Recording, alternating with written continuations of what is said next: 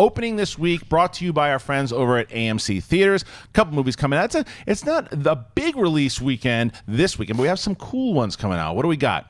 Okay, coming out miles ahead. In the 1970s, down-and-out jazz trumpeter Miles Davis tries to recover his new session tape from music producers. The film is written, directed, and stars Don Cheadle as Miles Davis, with Emayatzy, Corinealdi, and Ewan McGregor.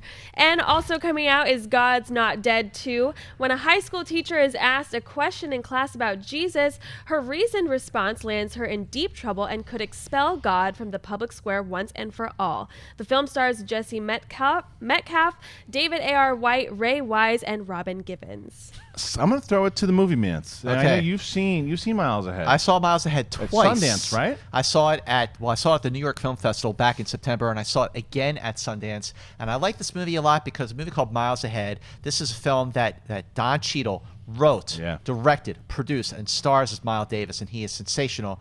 It's not what you think it is. It is not a cradle-to-the-grave biopic. It focuses on a specific period of his life in the mid-'70s when he was living as a recluse. He was lost. He was very paranoid and definitely had a massive, massive ego. And Ewan McGregor plays a reporter from Rolling Stone magazine who is trying to interview him, who may or may not have an ulterior motive for being there. And it also has flashbacks back to the 50s when Miles Davis was really at the top of his game. So in some ways, it felt a little like Love and Mercy, the movie about Brian Wilson, only in this case, Don Cheadle is playing Miles Davis in both periods. But because it is not a traditional biopic, because it does focus on one period of his life, it's amazing that you actually learn more about him through this process. This is a very engaging film. I was blown away by Don Cheadle's performance as Miles Davis. How was Emayatzy? Oscar-worthy. Emayatzy Corinealdi. Let me tell you something about her. She was in a movie a few years ago called Middle of Nowhere, the second film written and directed by Ava DuVernay, who did Selma. Yeah. She was terrific in that. She is a standout as in this film as well, and she should definitely be a much, much bigger actress than she is. I think she will be. She should be. Yeah. She's fantastic in this movie, and to hold her own with a towering presence like Don Cheadle is not an easy task. I say, see this movie. Yeah, and Rocco, out of the two movies that we're talking about here, which one would you be up for seeing? Absolutely, Miles Ahead. I've been waiting for this one for a long time. Yeah. There's no bigger Miles fan in this room than Miles Davis fan than me. Oh, is that right? Bitches Brew, Nefertiti, Birth of the Cool, Born to be Blue. These are all the most. I'm telling you, Miles Davis. Kind of blue. Kind of blue, right? Born to Blue is Chet Baker. That's what I was. Because I was about to. I'm just saying. I was about to make the. I know you. I know you need to put your ego out there. I was gonna make the correction in just a second because I went. Yeah, sure you are. Okay, because I went to see Born to be Blue yesterday. That was good. And that's what.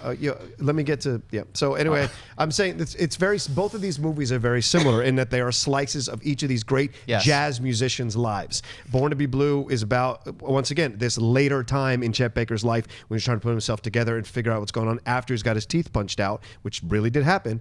And then Miles Davis, it sounds like from what Scott's describing, it's later in his life in the 70s when he is almost like James Brown-esque, that kind of paranoid near the end of his life, and before he comes back and does the Arsenio Hall appearances and does these things where he kind of reclaims his presence. And I think this is fantastic because there is no more polarizing, interesting, insane, phenomenal figure in jazz than Miles Davis. Yeah. And so to have someone who is someone like Don Cheadle, who has the level of talent that people do not respect enough, tackle him and show what he can do just in the trailer alone, I am going out of my mind to see this movie. And I like that it's not a cradle to the grave biopic, like you said, because that would take hours. Well, it would. The hell with you guys. Robin Givens is back, baby.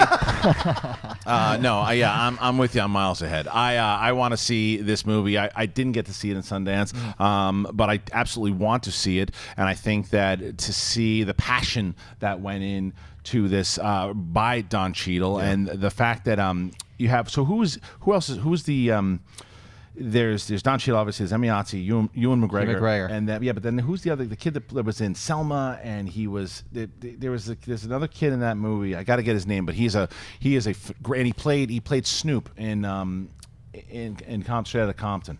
Anyway, that guy's another one. You're talking about an underrated actor. I can't remember the guy's name, but we will, because he's in a tremendous talent. Stanfield? Keith Stanfield. Thank you. Mm-hmm. Keith Stanfield is a guy to look out for. I was able to speak to him at Sundance, and I was really blown away by his I haven't seen that film yet, but everything he's done so far, I loved him in Selma, so I want to see what he's going to do. Now, as far as God's Not Dead 2, this thing's under the radar for me. I don't know enough. What's wrong? Well, the trailer is, awful. So awful. Okay. Because it's simple. It's Lifetime. It's not. Listen, I don't want to get to because this is a very sensitive issue. So I understand. I believe in God. I believe in Jesus Christ.